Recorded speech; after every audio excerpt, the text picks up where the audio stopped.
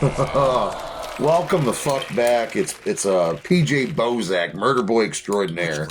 You're watching good old fashioned Soundfest 2025. This is the third year in a row I've done this. Every October I do 31 days of horror movie reviews. You get to hear me ramble on about blood, guts, gore, and all that good shit. We love all this crazy stuff in the horror fiction world, including maniacs with chainsaws, bitches with their titties hanging out covered in blood. We even got some reanimated zombies. Yeah, that's right, zombies. Everyone seems to love zombies at some point in their life, whether it be from The Walking Dead or The Return of the Living Dead. But where did that Living Dead term come from? Oh, maybe because it's from Night of the Living Dead from 1968.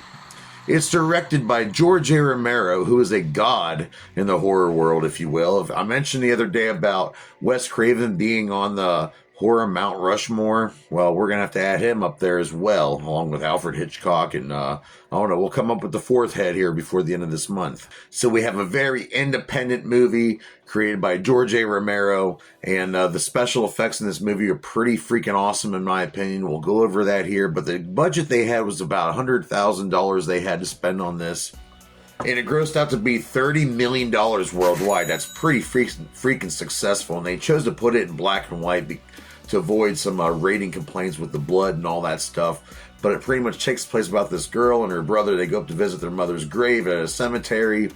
They don't know there's a zombie invasion going on. There was a fight between her brother and a zombie, and she ends up running to this farmhouse for safety. She ends up meeting this guy named Ben, who's the hero of the movie. Very cool guy, and one of my favorite characters in horror, actually. And he would there would be a family hiding downstairs trying to protect their daughter because she was bitten, and they don't know how the rules of zombies work yet, folks. So don't be upset that they're not shooting for the head or doing the double tap, if you will. This was the beginning. This is George A. Romero. I want to say right now, one of my favorite creators of horror. He had some good stuff back in the day. He had 1982's Creepshow, which is great. He also had The Dark Half in 1993, which I do feel is an underrated movie. And if you want to go back even farther, back in the 70s, the 1973 movie The Crazies, he did that as well. Well, what else is going on in this movie? The cinematographer was also George A. Romero, and they filmed a lot of this in Evans City, Pennsylvania. They had to rent out a farmhouse nearby, and they actually didn't have running water or anything, but some of the crew members would end up staying there overnight at times. It's starring in this movie. I mentioned the family earlier. Cooper, played by Carl Hardman. His wife, Helen, played by Marilyn Eastman. And his poor daughter who got bitten. Her name's Karen, and she's played by Kyra Schoen. And the surviving sister from the beginning of the movie who likes to yell that epic, "They're coming to get you, Barbara." Stop it! You're ignorant. They're coming for you, Barbara. Stop it! You're acting like a child. They're coming for you. Look, there comes one of them now. He'll hear you. Here he comes now. I'm getting out of here. Joe. Barbara is played by Judith O'Dea. And I mentioned earlier Ben, the main character. We have Dwayne Jones, and I think it's really cool that in the late 60s here we had a black hero who was representing the community, and that's pretty cool, man. I really respect that. Mr. Rogers had something to do with this movie. Not actually himself, but George Romero and the rest of Latent Image, they helped develop stuff with the Mr. Rogers sets and all that, so they were able to use a lot of that stuff there for the movie. They get negative reviews, and of course it would end up becoming a really big hit in the horror community. Yes, but it's so important that Congress entered it into its library of important movies and books and such like that.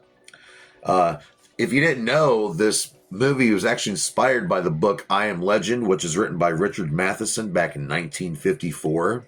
And this doesn't stop either. George A. Romero would keep the zombies rolling out. It became his thing. In 1978, my favorite zombie movie, a favorite George A. Romero movie of all time, Dawn of the Dead. Then we had 1985, what other people say is his best work yet, Day of the Dead. Then we had Land of the Dead, starring John Leguizamo. This movie was kind of silly, but it was in 2009.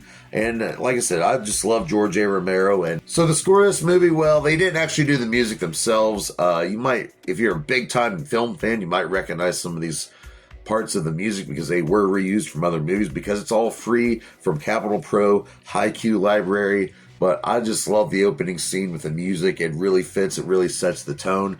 And there was also a remake made by Tom Savini. I believe it was 1990 called Return of the Living Dead. I reviewed that last year or the year before. Can't remember. Stoner brain here. But yeah, what do I rate Night of the Living Dead? Night of the Living Dead is by far one of the most important movies in horror history in independent filmmaking. George Romero and his crew, they did a damn good job. John Russo wrote a hell of a script here. So I'm going to have to go out of my way to rate this movie a good old 5 out of 5 dog dicks. And that's an epic rating, horror fans. So can you imagine one day just going to visit a loved one's grave and then all of a sudden the dead start rising? So, some of you guys are like, oh, I would love if zombies took over. Fuck that. Fuck that shit. I don't want to turn into that. But join me here tomorrow night for Sound Fest 2025. We're going to keep the ball rolling. Like I said, 31 days, 31 horror movie reviews. I hope you guys are enjoying it. Like, share, subscribe, or die, bitch.